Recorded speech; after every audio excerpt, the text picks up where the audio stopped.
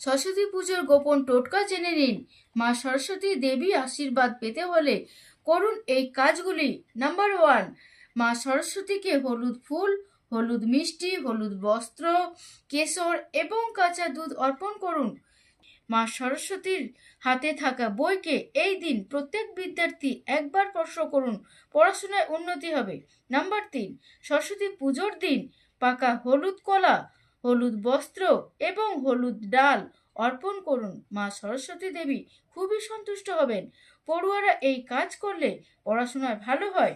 Number 4, দাম্পত্য জীবনের সুখ আনার জন্য সরস্বতী পুজোর দিন কাঁচা দুধের মধ্যে হলুদ মিশিয়ে সেটি মা সরস্বতীর চরণে ছুঁয়ে স্বামী স্ত্রী নিজের গলায় ছুঁয়ে নিন। নাম্বার 5, এই দিন পলাশ ফুল অর্পণ করুন। পলাশ ফুল ছাড়া এই পূজা অসম্পূর্ণ হয়। নাম্বার 6, এই পুজোর দিন বাসন্তী পোলাও ভোগ হিসাবে দেবীকে নিবেদন করুন। নাম্বার 7, পুজোর দিন দেবীকে হলুদ বা সাদা মিষ্টি নিবেদন করুন। পুজোর শেষে সেই মিষ্টিগুলো কোনো কুমারী মেয়েকে অর্পণ করুন, মা সরস্বতীর আশীর্বাদ প্রাপ্ত হন। নাম্বার 8, এই পুজোর দিন আতর বা যে কোনো সুগন্ধি কিনে এনে বাড়িতে মা সরস্বতীকে অর্পণ করুন।